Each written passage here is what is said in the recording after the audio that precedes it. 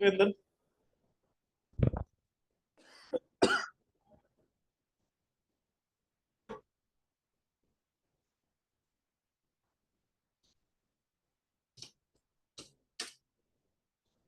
जैसे अगर मैं बात करता हूँ introduction to Java,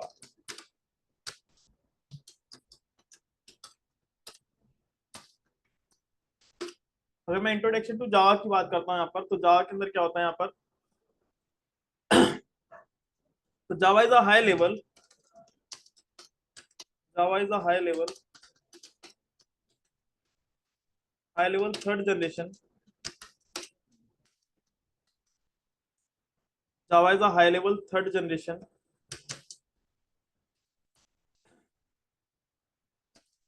programming language which is developed by James Gosling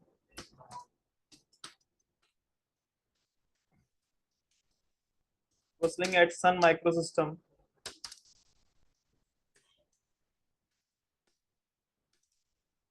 in 1995. Java is the most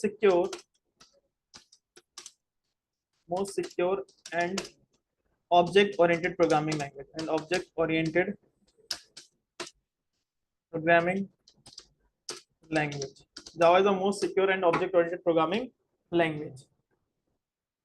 Java world की सबसे सिक्योर लैंग्वेज है, और जावा किसको फॉलो करती है, ऊप्स को फॉलो करती है। ठीक है, ऊप्स एक अप्रोच होती है, बताता हूँ क्या होता है, कैसे इसको यूज करते हैं। तो सबसे पहले बात करें Java is a high level. तो Java is a high level का मतलब मैंने बताया था कि हाई लेवल लैंग्वेज कौन सी होती है, जो हम प्रोग्रामर, हम ह्यूमन बींग्स इजिली अंडरस्टैंड कर सकते हैं, मतलब human being understandable language.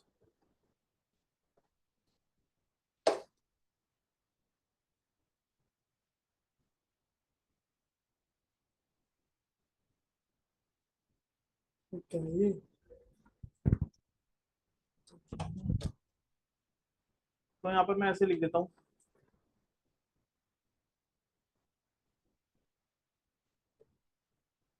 Java is a high level का मतलब होता है ह्यूमन बींग अंडरस्टैंडेबल लैंग्वेज, जो हम प्रोग्रामर इजिली समझ सकते हैं। ह्यूमन बींग अंडरस्टैंडेबल लैंग्वेज, ये ऐसे क्यों बंद कर दें।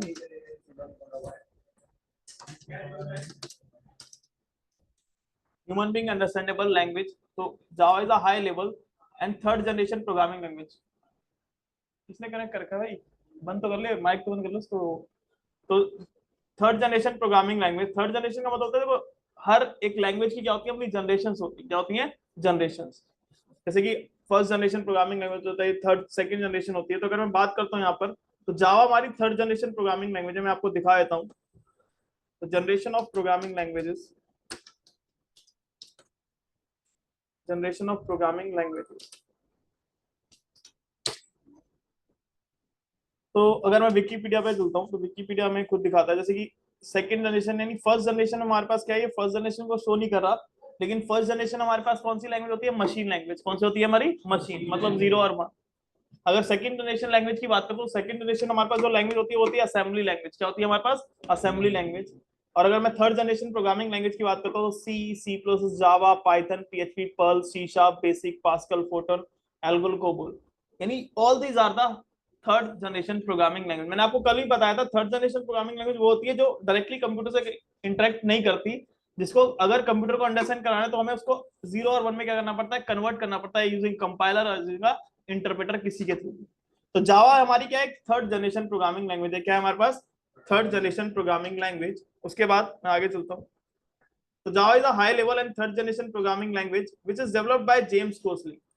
इसको डेवलप किया था किसने, जेम्स गोसलिंग ने डेवलप किया था। किसने डेवलप किया था, जेम्स गोसलिंग। मतलब जेम्स गोसलिंग एक कंप्यूटर कैनेडियन साइंटिस्ट थे, कंप्यूटर साइंटिस्ट थे, जिन जिन जो कि लीड, जो एक हेड थे, यानी जो जिन्होंने जावा को बनाया गया था, क्योंकि उसकी एक कोर टीम थी जिन्होंने जावा को डेवलप किया था। उसकी एक कोर टीम थी जिसके हेड कौन थे, जेम्स गोसलिंग, जो उस कंपनी में काम करते थे जहां पर जावा को डेवलप किया गया था। उस कंपनी का नाम था सन माइक्रोसिस्टम। क्या था, सन माइक्रोसिस्टम। जिसको 2010 में, जिसको 2010 के अंदर अब किसने एक्वायर्ड कर लिया है, एक्वायर्ड बाय ओरेकल। किसने एक्वायर्ड कर लिया है, एक्वायर्ड बाय,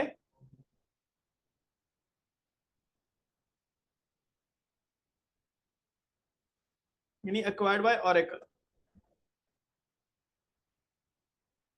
यानी अब जितने भी चेंजेस आते हैं इसमें, जितने भी हमारे पास चेंजेस होते हैं हमारे इसके अंदर क्या कहते हैं जावा के अंदर, वो कौन करता है? ओरेकल करता है। कौन करता है? ओरेकल। इसीलिए जो आप कल मैंने आपको दिखाया था सॉफ्टवेयर, अगर आप जेडीके डाउनलोड करते हो तो किसकी वेबसाइट पे रिडायरेक्ट करता है? ओरेकल की। किसकी वेबसाइट पे? ओरेकल। ठीक है। इन 1995 जावा का सबसे पहला वर्जन जो लॉन्च हुआ था वो 1995 में हुआ था। Java is the most secure, अभी बताता हूँ, मोस्ट सिक्योर लैंग्वेज है, क्योंकि जावा के अंदर अगर आप कोई भी सॉफ्टवेयर बनाते हो उसमें कभी कोई वायरस नहीं आता। क्यों नहीं आता वो मैं बताऊंगा, किस पर्टिकुलर एक किस चीज को यूज करता है इसकी वजह से इसमें कोई वायरस नहीं आता। ऑब्जेक्ट ओरिएंटेड, और ये क्या है? हमारी एक ऑब्जेक्ट ओरिएंटेड प्रोग्रामिंग लैंग्वेज है, मतलब ये एक अप्रोच को फॉलो करती है, इसको बोलते हैं ऊप्स। क्या बोलते हैं? Oops, object oriented programming approach. मैं बताऊंगा कैसे इसको यूज करते हैं। और केस सेंसिटिव लैंग्वेज, और क्या है हमारी ये? केस सेंसिटिव लैंग्वेज है। केस सेंसिटिव का मतलब क्या होता है कि भाई इसमें कैपिटल और स्मॉल लेटर्स का दोनों का मतलब क्या होता है? अलग अलग होता है। कोई कैपिटल ए का मतलब अलग है और स्मॉल ए का मतलब अलग है, कोई मीनिंग सेम नहीं है। समझ में आया? इस तरीके से। तो ये मैंने आपको बताया। तो Java is a high level third generation programming language which is developed by James Gosling. जिन्होंने जावा को बनाया था उनका नाम था जेम्स गोसलिंग। मैं दिखा देता हूं आपको।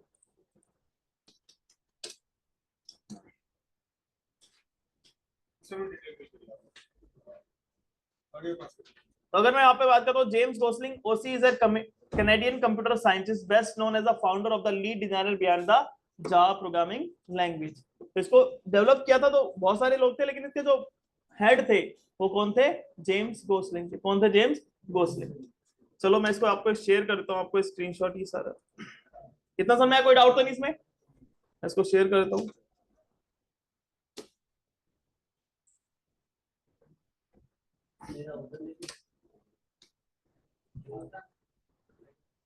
नेक्स्ट हमारे पास ले लेना, कहीं नहीं जा रहा हो बाद में। अब आगे चलते हैं हम, पहले इसको देख लो। अब अगर मैं बात करता हूँ, देखो ये तो मैंने आपको बताया, ये बताया कि इंट्रोडक्शन। अब मैं बात करता हूँ कि हमारे पास ना हम जावा क्यों पढ़ते हैं। जैसे मैंने कल बताया था कि भाई कुछ प्रॉब्लम थी सी में, तभी हम जावा को लेकर। तो जावा हम क्यों पढ़ते हैं? जैसे आप अगर आप जावा पढ़ रहे हो, आप कहीं जाते हो, आपसे कोई पूछता है भाई क्या पढ़ रहे हो, तो आप बोलते हो जावा पढ़ रहे हो। तो कहते हैं क्यों पढ़े, क्या फायदे, क्या फीचर है। तो मैं कुछ कैरेक्टरिस्टिक्स ऑफ जावा, कुछ फीचर्स ऑफ जावा आपको बताता हूँ कि जावा में ये चीज इन्वेंट हुई थी जिसकी वजह से हम जावा को क्या करते हैं? यूज करते हैं। तो अगर मैं यहाँ पे बात करता हूँ कैरेक्टरिस्टिक्स ऑफ जावा, या इसको हम बोल सकते हैं फीचर्स ऑफ जावा। क्या बोल सकते हैं? फीचर्स ऑफ जावा। ठीक है, इसको हम कैरेक्टरिस्टिक्स बोलते हैं। तो सबसे पहला फीचर जो आता है जावा का, तो जावा सबसे पहला, जैसे कि आप बात करते हो कि जावा इज ऑब्जेक्ट ओरिएंटेड, जावा एक ऑब्जेक्ट ओरिएंटेड प्रोग्रामिंग लैंग्वेज है। तो सबसे पहला फीचर जावा का ये आता है कि Java is a object oriented programming language. Java is a object oriented programming language. Java हमारी जो एक वो ऊप्स अप्रोच को फॉलो करती है, एक ऑब्जेक्ट ओरिएंटेड प्रोग्रामिंग लैंग्वेज है। अभी बताता हूँ ऊप्स होता क्या है, या बेसिक थोड़ा सा इंट्रोडक्शन। अभी हम ऊप्स स्टार्ट नहीं करेंगे, मैं सिर्फ आपको उसको बता रहा हूँ कि फीचर है ऊप्स का। तो Java is object oriented programming language. मतलब ऑब्जेक्ट ओरिएंटेड होता क्या है? द लैंग्वेज, जो भी कोई भी लैंग्वेज, अगर कोई भी language, the language, the language which follow, the language which follows, the language follows, the language which follows certain oops on the language which follows oops concept. अब oops concept होते क्या है? The language which follows oops concept। तो oops के अंदर concept क्या क्या आते हैं? जैसे मान लो इसको, इसकी फुल फॉर्म क्या होती है हमारी? ऑब्जेक्ट ओरिएंटेड प्रोग्रामिंग सिस्टम अगर मैं बोलता हूँ, या ऑब्जेक्ट ओरिएंटेड प्रोग्रामिंग। अब देखो इसकी फुल फॉर्म से इसका मतलब समझ में आता है, ऑब्जेक्ट ओरिएंटेड प्रोग्रामिंग सिस्टम। देखो जब से ऊप्स आया ना, तब से वेबसाइट बनना बहुत इजी हो गया। जब से ऑब्जेक्ट ओरिएंटेड प्रोग्रामिंग आया मार्केट में, तब से वेबसाइट डिजाइनिंग, या हम जो फ्लिपकार्ट या किसी भी रियल वर्ल्ड के प्रोडक्ट को हम इजीली कंप्यूटर में रिप्रेजेंट कर सकते हैं। जैसे इंस्टाग्राम चलाते हो आप, यूजर हो, जीमेल पे यूजर हो, फेसबुक पे एक यूजर हो। यूजर क्या? एक ऑब्जेक्ट है। यूजर क्या? एक ऑब्जेक्ट है। तो जब से ऑब्जेक्ट ओरिएंटेड प्रोग्रामिंग आया ना, तो हमारा बहुत काम इजी हो गया। किसी भी पर्टिकुलर प्रोडक्ट को, रियल वर्ल्ड के प्रोडक्ट को कंप्यूटर में रिप्रेजेंट करना बहुत ज्यादा क्या हो गया? इजी हो गया, क्योंकि यहाँ पर कोई लिमिटेशन ऑफ सिंटेक्स नहीं होता। मैं आपको करके भी दिखाऊंगा। मैं हर एक प्रोडक्ट को, रियल वर्ल्ड के प्रोडक्ट को ही एज अ कंप्यूटर में रिप्रेजेंट करूंगा, उसको डेटा को स्टोर करूंगा, कैसे हम उसको करते हैं प्रोजेक्ट के अकॉर्डिंग भी और वैसे भी। तो the language which follows oops concept. Oops क्या है? ऑब्जेक्ट। देखो इसमें लिखा है ऑब्जेक्ट ओरिएंटेड प्रोग्रामिंग, मतलब ये मेरा एक ऑब्जेक्ट है, फोन मेरा एक ऑब्जेक्ट है। इसकी ओरिएंटेशन के अकॉर्डिंग मैं क्या कर सकता हूँ? इसमें प्रोग्रामिंग कर सकता हूँ, कोई मेरे को रोक नहीं सकता। लिमिटेशन ऑफ कोई सिंटेक्स नहीं है। जैसे कि मान लो आप अमेजोन पे जाते हो, ठीक है, अब अमेजोन पे आप गए, तो अमेजन एक वेबसाइट है, मान लो एक वेबसाइट है हमारे पास, लेकिन यहाँ पर जो ये जो मेरे को दिखेगा, ये क्या है, फोन क्या एक प्रोडक्ट है, ये क्या है हमारा फोन क्या एक प्रोडक्ट है, प्रोडक्ट मतलब एक ऑब्जेक्ट है, क्या है हमारे पास एक ऑब्जेक्ट, और इस ऑब्जेक्ट को मैं कंप्यूटर में देख रहा हूँ ना, सॉरी यहाँ पर मैंने यहाँ पर फोन रख दिया, क्या रख दिया, फोन, या मोबाइल लिख दो या फोन, कुछ भी रख दो, तो ये मैंने फोन रख दिया, ये मोबाइल क्या है मेरा एक ऑब्जेक्ट है, ये क्या है एक ऑब्जेक्ट। अब इसको हम जब कंप्यूटर में रिप्रेजेंट करते हैं तो आप इस पे जैसे क्लिक करते हो तो इसकी बहुत सारी प्रॉपर्टीज होती है, जैसे मॉडल हो गया, ब्रांड हो गया, नेटवर्क हो गया, ये सारी चीजें। तो किसी भी ऑब्जेक्ट को, किसी भी रियल वर्ल्ड के ऑब्जेक्ट को हम ऑब्जेक्ट ओरिएंटेड प्रोग्रामिंग सिस्टम के according, object oriented programming approach को यूज करके इजीली मैं कंप्यूटर में रिप्रेजेंट कर सकता हूं, कोई प्रॉब्लम नहीं आती। इसीलिए ऊप्स आज के टाइम में जितनी भी प्रोग्रामिंग लैंग्वेज है वो सारी की सारी किसको फॉलो करती हैं, ऑब्जेक्ट ओरिएंटेड प्रोग्रामिंग अप्रोच को फॉलो करती है। किसको फॉलो करती है, ऑब्जेक्ट ओरिएंटेड प्रोग्रामिंग अप्रोच को फॉलो करती है। तो the language which follows oops concept, oops के अंदर कौन कौन से कॉन्सेप्ट आते हैं, मैं एक बार बताया तुम, यार एसी नहीं चल रही क्या, एक मिनट है।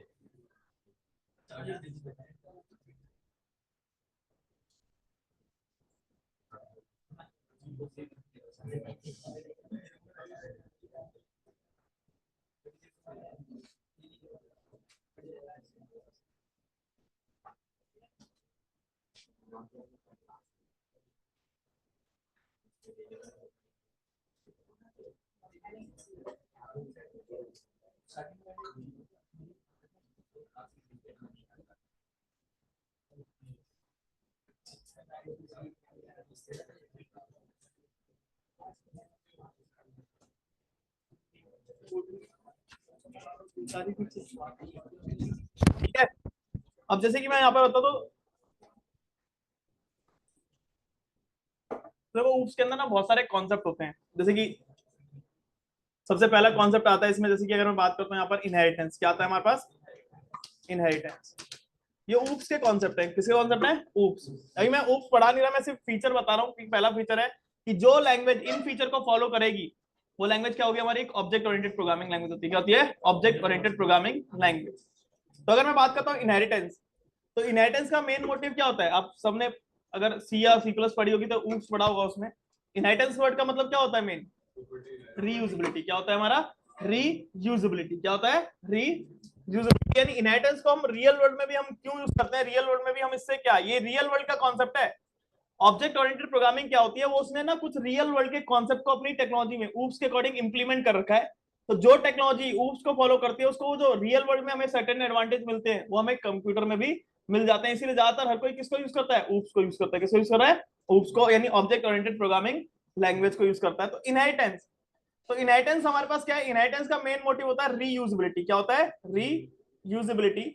कि भाई इनहेरिटेंस के थ्रू हम किसको अचीव करते हैं, रीयूजेबिलिटी को अचीव करते हैं। किसको अचीव करते हैं, रीयूजेबिलिटी। ऐसे ही हमारे पास इसका एक और कॉन्सेप्ट होता है हमारे पास, पॉलीमॉर्फिज्म। क्या होता है, पॉलीमॉर्फिज्म। तो पॉलीमॉर्फिज्म की अगर मैं बात करूं, ये पूरे चैप्टर है हमारे पास, मैं इसको पढ़ाऊंगा अभी आगे। पॉलीमॉर्फिज्म, पॉलीमॉर्फिज्म की अगर मैं बात करूं तो पॉलीमॉर्फिज्म वैसे तो एक ग्रीक लैंग्वेज का वर्ड है। क्या है, ग्रीक लैंग्वेज का वर्ड है, ग्रीक लैंग्वेज वर्ड।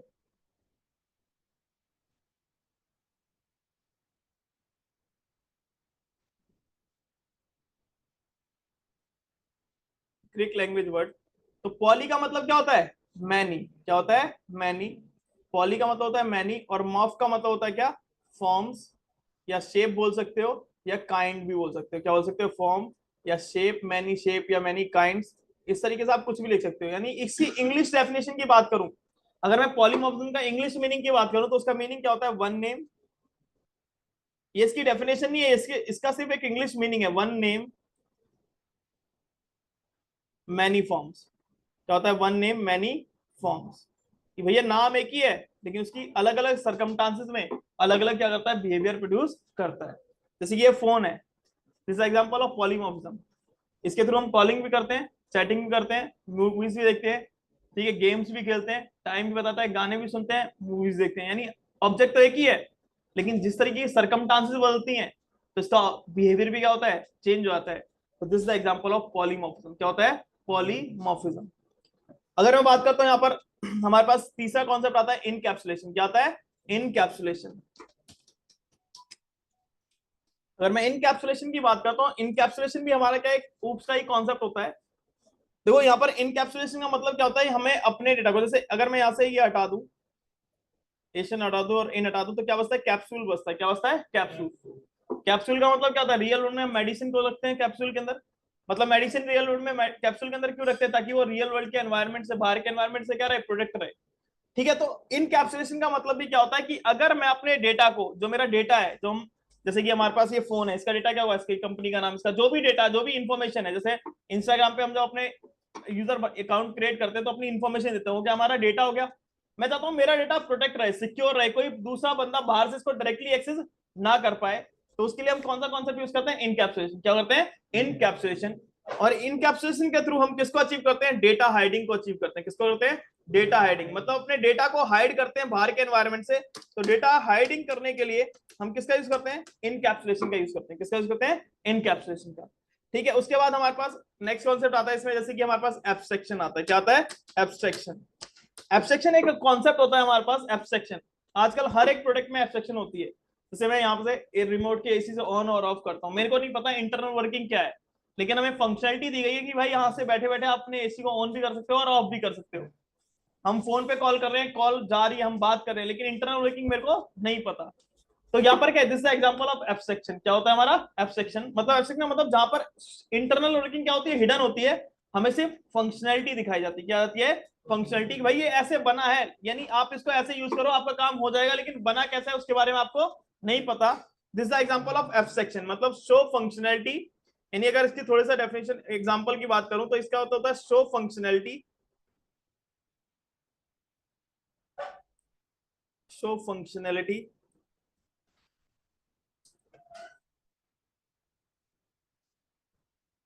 और हिडन कॉम्प्लेक्सिटी। क्या होता है, हिडन कॉम्प्लेक्सिटी।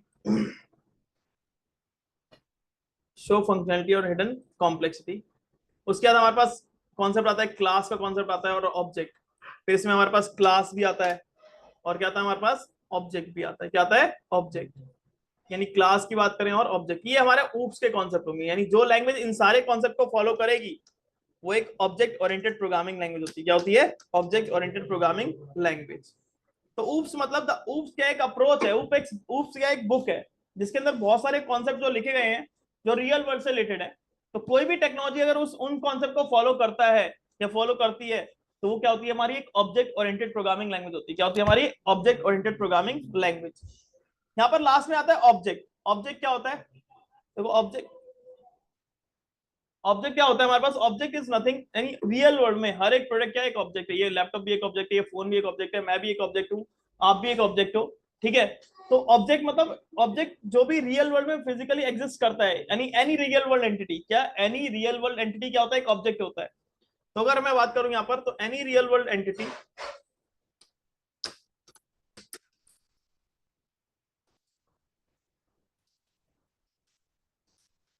एंटिटी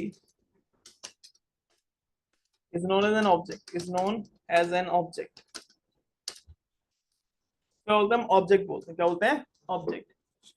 अब इस रियल वर्ल्ड की एंटिटी को मेरे को, ये तो ऑब्जेक्ट रियल वर्ल्ड में है ना, लेकिन इसको कंप्यूटर में कैसे रिप्रेजेंट करूं, कंप्यूटर में इसको कैसे शो करूं, कंप्यूटर में इसकी डिटेल को कैसे स्पेसिफाई करूं, कैसे एक्सपोज करूं, कैसे दिखाऊं, तो उसके लिए हम क्या बनाते हैं, क्लास बनाते हैं। क्या बनाते हैं, क्लास। उसके लिए क्या बनाते हैं हम, क्लास बनाते हैं। मतलब हमेशा याद रखना, कभी भी किसी रियल वर्ल्ड के ऑब्जेक्ट को जब आप कंप्यूटर में रिप्रेजेंट करते हो तो वो ऑब्जेक्ट हमेशा कैसे रिप्रेजेंट होगा, क्लास के थ्रू। यानी object is always represented by class. यानी अगर आप किसी भी रियल वर्ल्ड के ऑब्जेक्ट को कंप्यूटर में रिप्रेजेंट करना चाहते हो तो उसके लिए हम क्या करते हैं, क्लास बनाते हैं। तो object is always represented by class, object is always represented by class. कि हमेशा जो ऑब्जेक्ट है वो किसके थ्रू रिप्रेजेंट होता है, हमारा क्लास के थ्रू। किसके थ्रू, क्लास के थ्रू। तो द तो जो भी लैंग्वेज इन फीचर को फॉलो करेगी वो लैंग्वेज क्या होगी हमारी, एक ऑब्जेक्ट ओरिएंटेड प्रोग्रामिंग लैंग्वेज होती है। क्या होती है? Object oriented programming language. तो इसको मैं शेयर कर देता हूं। कितना समय है? कोई डाउट तो नहीं इसमें किसी को? कोई क्वेश्चन नहीं इसमें? नेक्स्ट हम आगे चलते हैं, फिर मैं इसको आगे पढ़ाऊंगा आगे। तो ये दूसरा प्रणव है क्या? तो इसके भाई प्रणव, किसका नाम है प्रणव? तू ही है क्या? हाँ सर हो रही है। तुम्हारा ही नाम है प्रणव? अच्छा देख रहा है। अब देखो अब क्या होता है नेक्स्ट। अब हमारा जो ऑब्जेक्ट ओरिएंटेड प्रोग्रामिंग है ना, ये ऊप्स की अगर मैं बात करूं, इसको तीन कैटेगरी में कैटेगराइज किया गया है। किसमें? तीन कैटेगरी में। अब तीन कैटेगरी में जब कैटेगराइज किया गया, तो अगर मैं बात करता हूं यानी ऊप्स को, इसकी तीन कैटेगरी होती हैं। आप अलग अलग बुक्स में अलग अलग तरीके से देखते होंगे। तो इसकी तीन कैटेगरी क्या होती है? पहली कैटेगरी होती है कि पहला होता है, एक होता है ऑब्जेक्ट बेस्ड प्रोग्रामिंग लैंग्वेज। क्या होता है? Object based programming, object based programming language.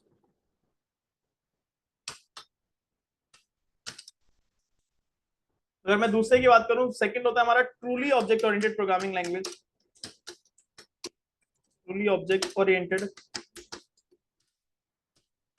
Truly object oriented programming language. और third one is simple object oriented programming. क्या होता है? सिंपल ऑब्जेक्ट ओरिएंटेड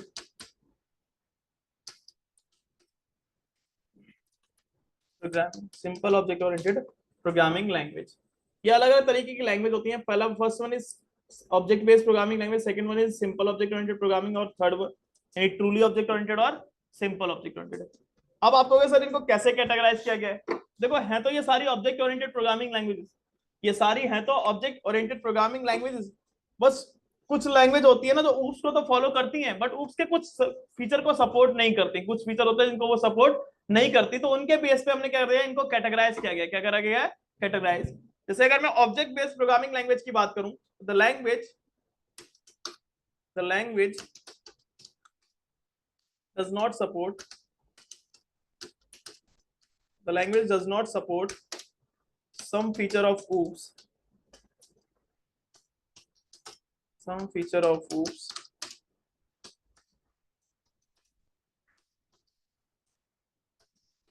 एग्जाम्पल की अगर मैं बात करूं, इनहेरिटेंस और सेकंड वन होता है पॉलीमॉर्फिज्म। क्या होता है? पॉलीमॉर्फिज्म। तो इनहेरिटेंस और पॉलीमॉर्फिज्म यानी the language does not support some feature of oops, inheritance और पॉलीमॉर्फिज्म। जो लैंग्वेज इनहेरिटेंस और ऑब्जेक्ट ओरिएंटेड तो होती है, लेकिन oops के इन दोनों फीचर को फॉलो नहीं करती, that language is known as that language is known as object based programming language. क्या होता है? ऑब्जेक्ट बेस्ड प्रोग्रामिंग लैंग्वेज, इसको बोलते हैं हम ऑब्जेक्ट बेस्ड प्रोग्रामिंग लैंग्वेज। क्या बोलते हैं? Object based programming language. अब कहोगे सर ऐसी कौन सी लैंग्वेज होती है? एग्जांपल आप सबने सुना होगा जावास्क्रिप्ट। जावास्क्रिप्ट सबने सुना है। अब जावास्क्रिप्ट एक लैंग्वेज है, लेकिन वो ऑब्जेक्ट ओरिएंटेड तो है, लेकिन वो ऑब्जेक्ट के सारे फीचर को सपोर्ट नहीं करता, यानी इनहेरिटेंस और पॉलीमॉर्फिज्म उसमें नहीं होता। तो जावास्क्रिप्ट क्या होती है? हमारी एक ऑब्जेक्ट बेस्ड प्रोग्रामिंग लैंग्वेज है। कैसी लैंग्वेज है? Object based programming language. मतलब एग्जांपल जावास्क्रिप्ट। और अगर मैं बात करूं वीबी स्क्रिप्ट, जितनी भी स्क्रिप्टिंग लैंग्वेज होती हैं, all the scripting languages are object based programming language. क्या होती है? ऑब्जेक्ट बेस्ड, मतलब इनहेरिटेंस और पॉलीमॉर्फिज्म। आप जावास्क्रिप्ट पढ़ना, उसमें देखना पॉलीमॉर्फिज्म नहीं पढ़ोगे आप, इनहेरिटेंस नहीं पढ़ोगे। समझ में आया? इस तरीके से। नेक्स्ट आता है हमारा truly object oriented programming. Truly का मतलब होता है प्योर। क्या होता है? प्योर। ट्रूली का मतलब होता है प्योर, मतलब इसके अंदर अगर कोई भी डेटा लेकर आओगे, वो किसकी फॉर्म में आएगा? ऑब्जेक्ट की फॉर्म में। यानी अगर कोई भी वैल्यू, कोई भी डेटा आप लेकर आते हो, सारा का सारा किसकी फॉर्म में आता है? ऑब्जेक्ट के थ्रू आएगा। उसके अलावा हम डेटा को लेकर नहीं आ सकते। वो क्या होता है? Truly object oriented programming language होती है। मतलब इन विच everything is represented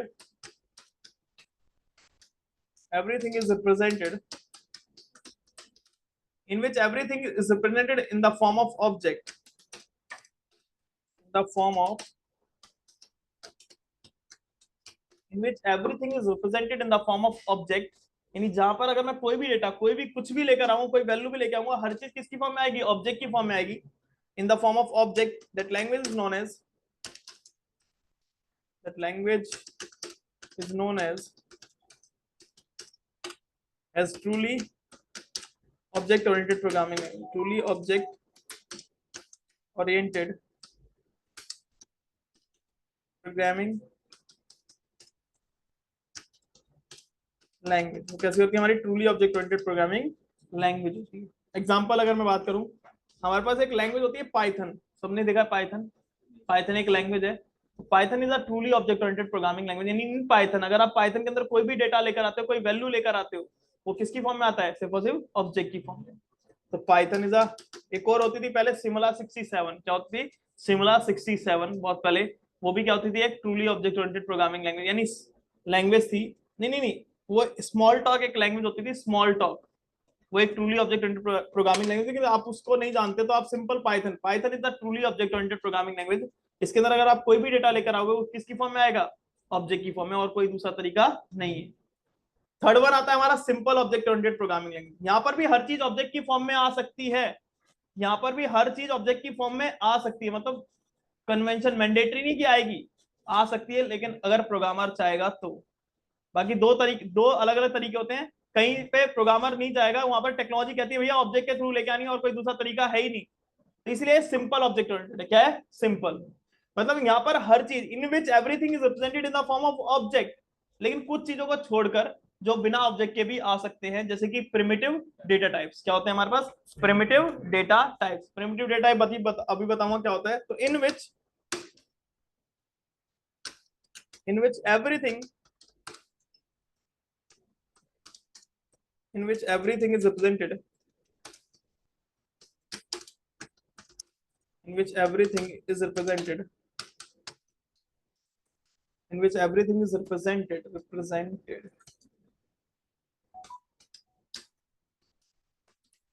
in the form of object, the form of object, except except the primitive, except the primitive data types, except the primitive data types, यानी in which everything is represented in the form of object. हर चीज यहाँ पर object की form में आएगी, सिर्फ किसको छोड़ के? प्रिमिटिव डेटा टाइप को छोड़कर। प्रिमिटिव डेटा टाइप को मैं ऑब्जेक्ट के थ्रू लेकर नहीं आ सकता, लेकिन उसके अलावा मैं कोई भी डेटा है, क्योंकि हमारे पास, अभी बताता हूँ कैसे। तो यहाँ पर बाकी सारी चीज हम ऑब्जेक्ट के थ्रू लेकर आ सकते हैं, बाकी हर चीज ऑब्जेक्ट के थ्रू आएगी, सिर्फ प्रिमिटिव डेटा टाइप को छोड़ के। तो दैट लैंग्वेज इज नोन है। जैसे कि कैसे मैं बता देता हूँ, जैसे कि हमारे पास ना, जैसे कि कोई भी डेटा लेकर आता हूँ, इस लैंग्वेज में क्या होता है, अगर मैं कोई भी डेटा लेकर आता हूँ तो दो तरीके से लेकर आ सकता हूँ। First one is primitive data types and second one is हमारे पास ना रैपर क्लासेस होती है। क्या होती हैं? और ये जावा लैंग्वेज है, ये क्या है हमारे? जावा।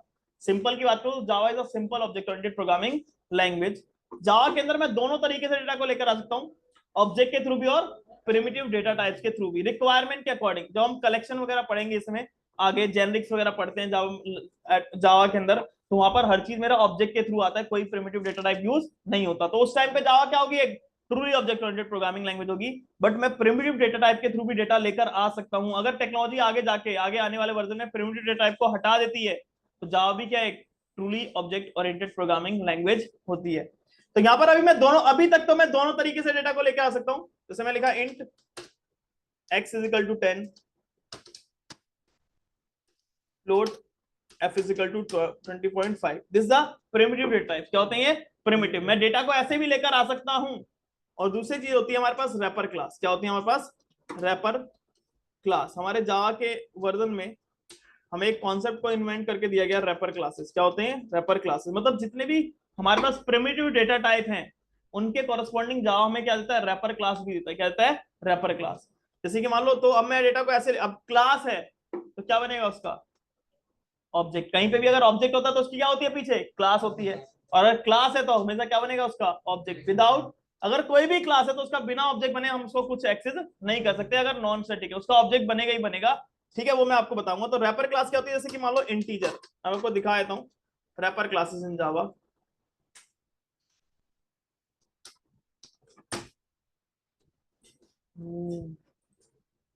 तो हर एक डेटा टाइप के कॉरस्पॉन्डिंग, हर एक डेटा टाइप के कॉरस्पॉन्डिंग हमारे जावा में क्या है, रैपर क्लास दे रखी है। तो मैं अपने डेटा को दोनों तरीके से लेके आ सकता हूँ, प्रिमिटिव डेटा टाइप के थ्रू भी और ऑब्जेक्ट के थ्रू भी। जैसे इंट के लिए इंटीजर, फ्लोट के लिए फ्लोट, डबल के लिए डबल, बुलियन के लिए बुलियन, शॉर्ट के लिए शॉर्ट, बाइट के लिए बाइट, कैर के लिए कैरेक्टर और लॉन्ग के लिए लॉन्ग। तो यहां पर मैं ऐसे भी डेटा को लेकर आ सकता हूं, integer i is equal to new integer है, ऐसे भी लेकर आ सकते हो। तो दिस द ऑब्जेक्ट, ये किसकी फॉर्म में है, ऑब्जेक्ट की फॉर्म में, इसको बोलते हैं। तो हम दोनों तरीके से डेटा को लेकर आ सकते हैं, इसलिए जो ये लैंग्वेज है वो कैसी है, सिंपल। अब ये लैंग्वेज है कौन सी, तो इस लैंग्वेज की अगर मैं बात करूं तो एग्जांपल कौन सी लैंग्वेज है, ये जावा। कौन सी लैंग्वेज है, जावा is a simple object oriented programming language. मतलब जावा के अंदर मैं दोनों तरीके से डेटा को लेकर आ सकता हूँ, प्रिमिटिव डेटा टाइप्स के थ्रू भी और ऑब्जेक्ट के थ्रू भी।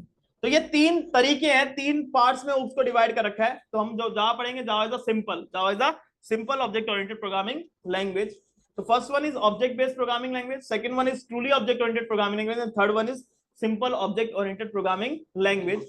तो हम तीनों तरीके से डेटा को लेकर आ सकते हैं। ऑब्जेक्ट बेस्ड कौन सी होती है, जावा के पाइथन में हमारा ट्रूली ऑब्जेक्ट ओरिएंटेड होता है, मतलब हर चीज, और जावा इज अ सिंपल, मतलब जावा में दोनों तरीके से डेटा को लेकर आ सकता हूँ, प्रिमिटिव डेटा टाइप के थ्रू भी और ऑब्जेक्ट के थ्रू भी। समझ में आए, कोई डाउट्स में किसी को? ये तीन फीचर होते हैं हमारे किसके, ओप्स के। कोई क्वेश्चन तो नहीं किसी का इसमें?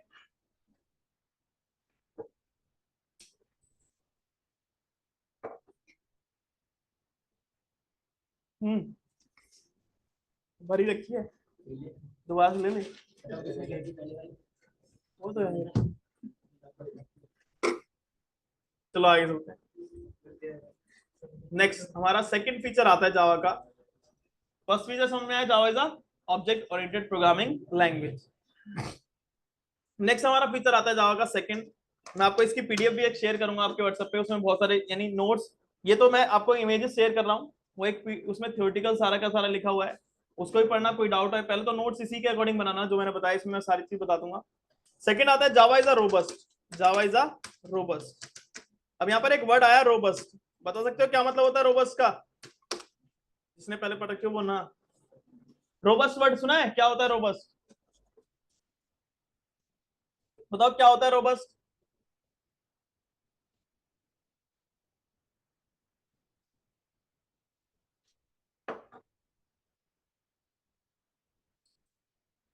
क्या होता है रोबस्ट, बताओ।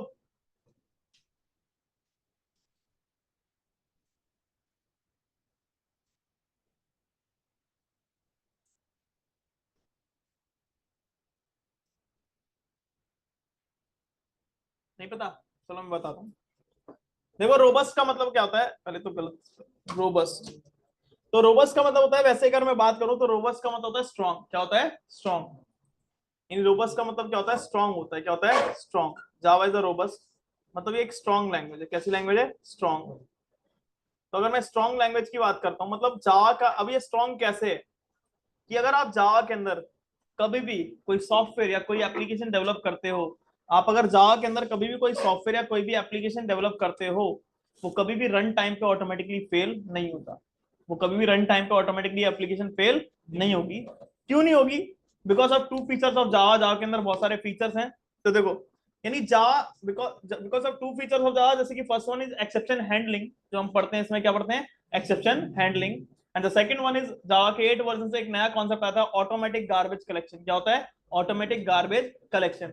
इन दो फीचर की वजह से जावा क्या होता है, हमारा रोबस्ट होता है। क्या होता है, हमारा रोबस्ट। इन दो फीचर की वजह से हम अपने जावा का प्रोग्राम, हम भी, हमारा कभी भी रन टाइम पे ऑटोमेटिकली फेल नहीं होता। यानी रोबस्ट का मतलब होता है हार्ड टू ब्रेक, मतलब स्ट्रॉन्ग है कि इसका प्रोग्राम कभी ब्रेक नहीं होता। यानी Java program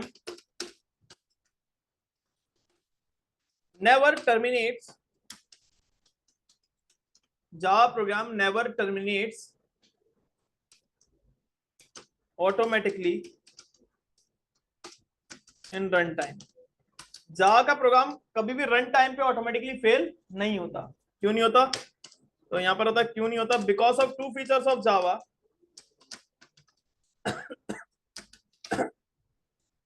because of two features of जावा,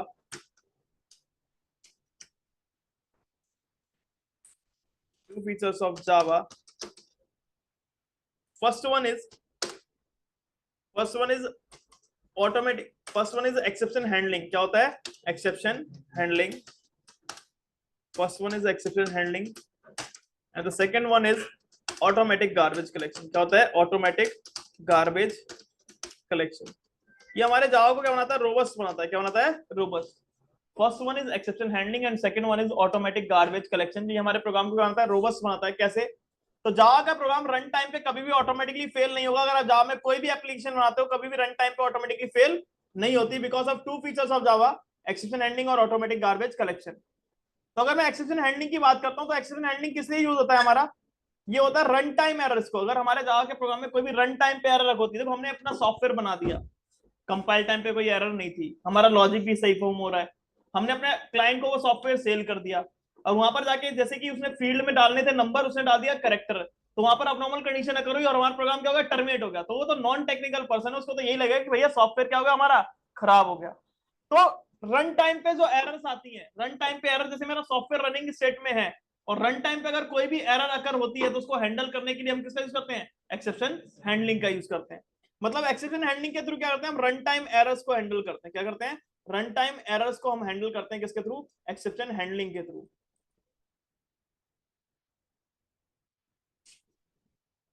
तो रन टाइम एरर्स को हम हैंडल करते हैं किसके थ्रू? एक्सेप्शन हैंडलिंग के थ्रू। तो एक्सेप्शन हैंडलिंग के थ्रू, यानी अगर मेरी कोई भी रन टाइम पे एरर अकर होगी, तो मैं उसको क्या करूंगा? एक्सेप्शन हैंडलिंग के थ्रू हैंडल कर लूंगा, तो मेरा प्रोग्राम टर्मिनेट नहीं होगा। दूसरा फीचर क्या होता है? Automatic garbage collection. देखो हमारे जावा में हर चीज किसकी फॉर्म में आती है? ऑब्जेक्ट की फॉर्म में। In Java everything in this form of object except the primitive data type को छोड़ के, लेकिन उसके अलावा तो सारी चीज किसकी फॉर्म में आएगी? ऑब्जेक्ट की फॉर्म में आएगी। किसकी फॉर्म में आएगी? ऑब्जेक्ट की फॉर्म में। अब ऑब्जेक्ट क्या होता है? एक मेमोरी एरिया होगा। हमारी एप्लीकेशन जब 24/7 चलेगी, तो कभी ना कभी तो दुनिया में हर चीज अनलिमिटेड हो सकती है, स्पेस तो लिमिटेड है। अब कभी ना कभी तो मेमोरी फुल होगी, कभी ना कभी मेमोरी फुल होगी, तो आउट ऑफ मेमोरी एरर आएगी। और जब आउट ऑफ मेमोरी एरर आएगी, तो उस केस में जब मेरे मेमोरी में ही जगह नहीं है, तो मेरा प्रोग्राम तो चलेगा नहीं। तो टेक्नोलॉजी यहाँ पर हमारी हेल्प करती है। पहले ये काम हमें करना पड़ता था, फिर टेक्नोलॉजी हमारी हेल्प क्या करती है? कहती है भाई प्रोग्रामर, तेरे को मेमोरी को फ्री करने की जरूरत नहीं है। यहाँ पर उसने एक कॉन्सेप्ट को इन्वेंट किया, ऑटोमेटिक गार्बेज। गार्बेज का मतलब क्या होता है? Unused products. क्या होते हैं? अनयूज्ड प्रोडक्ट मतलब अनयूज्ड ऑब्जेक्ट, जो ऑब्जेक्ट अभी यूज में नहीं है। तो यहाँ पे क्या करेगा? ये गार्बेज कलेक्शन क्या करेगा? ऑटोमेटिकली, ऑटोमेटिकली क्या करेगा? उस गार्बेज, जो हमारे अनयूज्ड ऑब्जेक्ट्स हैं, उनको मेमोरी से क्या कर देगा? फ्री कर देगा। क्या कर देगा? उनको मेमोरी से फ्री कर देगा। यानी अनयूज्ड जो हमारे पास ऑब्जेक्ट हैं, उनको मेमोरी से क्या कर देगा? वो फ्री कर देगा। अनयूज्ड ऑब्जेक्ट को मेमोरी से क्या कर देता है? वो फ्री कर देता है हमारे किसके? ऑटोमेटिकली। क्या करता है? ऑटोमेटिकली अनयूज्ड ऑब्जेक्ट को मेमोरी से कर देगा फ्री, यानी ऑटोमेटिक गार्बेज कलेक्शन। और यहाँ ये करता कौन है? हमारे पास एक थ्रेड होती है गार्बेज कलेक्टर। क्या थ्रेड होती है हमारे पास? गार्बेज कलेक्टर एक हमारे पास थ्रेड होती है, जो थ्रेड चलती है और ऑटोमेटिकली जब उसको लगता है जेवीएम को कि भाई आउट ऑफ अब मेमोरी फुल हो रही है, तो ऑटोमेटिकली इस थ्रेड को चलाता है, गार्बेज कलेक्टर थ्रेड को चलाता है। और कलेक्टर थ्रेड क्या करेगी? इसको बोलते हैं जीसी। क्या बोलते हैं? GC thread. जब ये चलेगी, तो जिसको ये एक लो प्रायोरिटी की थ्रेड होती है। मतलब मैं बता देता हूँ थोड़ा, लो प्रायोरिटी मतलब जब हमारा जेवीएम बिल्कुल खाली होगा, जब उसके पास कोई काम नहीं होगा, तो कौन सी थ्रेड चलाता है? ये सिस्टम डॉट जीसी, मतलब गार्बेज कलेक्टर थ्रेड को चलाएगा। तो जितने भी अनयूज्ड ऑब्जेक्ट होंगे मेमोरी के अंदर, वो क्या करते हैं? उसको वहां से क्या कर देगा? फ्री कर देगा, जिससे कि हमारे जावा में कभी आउट ऑफ मेमोरी एरर नहीं आती, और इसीलिए हमारा प्रोग्राम कभी रन टाइम पे ऑटोमेटिकली फेल नहीं होता, इन दोनों फीचर की वजह से। तो ये प्रोग्राम को क्या बनाते हैं? रोबस्ट बनाते हैं। क्या बनाते हैं? रोबस्ट। तो जावा इज अ रोबस्ट, मतलब जावा का प्रोग्राम कभी रन टाइम पे ऑटोमेटिकली फेल नहीं होता, because of two features of Java. First one is exception handling and second one is automatic garbage collection. समझ में आया? इस तरीके से मैं इसको शेयर कर देता हूँ। यार चल क्यों नहीं रही? एक मिनट में एक और देखता हूँ।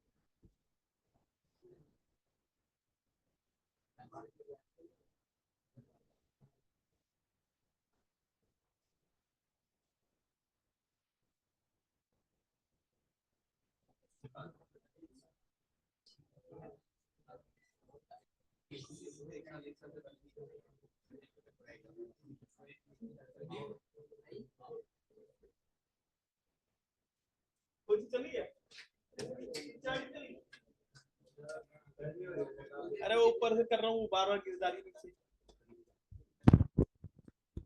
चलो आगे चलते हैं। नेक्स्ट हमारे पास फीचर आता है क्या, ये समझ में आया सबको, इसमें कोई डाउट तो नहीं। जावा इज अ रोबस्ट। सेकंड हमारे पास फीचर आता है third.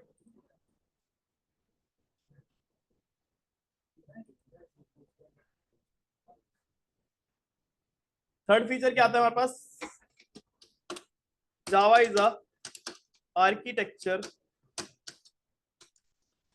Neutral. Java is a architecture neutral.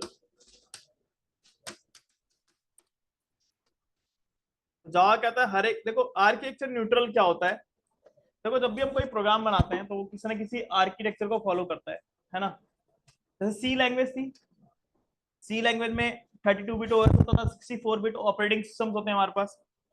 तो सी लैंग्वेज जब अलग अलग आर्किटेक्चर पे अलग अलग मेमोरी ऑक्यूपाइड करता था, जैसे सी लैंग्वेज में इंट होता था, वो 32 बिट आर्किटेक्चर पे 2 बाइट ऑक्यूपाइड करता था, और 64 बिट पे 4 बाइट ऑक्यूपाइड करता था, है ना। यानी हर एक आर्किटेक्चर के अकॉर्डिंग क्या हो रहा था, वो चेंज हो रहा था। मतलब जावा क्या है, न्यूट्रल है जावा। गाड़ी में गियर होता है ना न्यूट्रल, अगर गाड़ी को न्यूट्रल कर दो ना तो गाड़ी आगे जाएगी ना पीछे जाएगी। तो Java is a architecture neutral, मतलब जावा भी हर एक प्लेटफॉर्म पे, हर एक प्रोसेसर पे, चाहे 64 बिट हो चाहे 32 बिट हो, यहाँ पर वो सेम साइज एलोकेट करेगा। इसके अंदर मेमोरी में कोई चेंज नहीं होता, इसीलिए होता है राइट वंस रन एनीवेयर। यानी इसका मतलब क्या था, राइट वंस रन एनीवेयर, मतलब एक बार प्रोग्राम लिख दो और किसी भी ओएस पे चला दो, ना तो मेमोरी में चेंज होगा ना उसके साइज में चेंज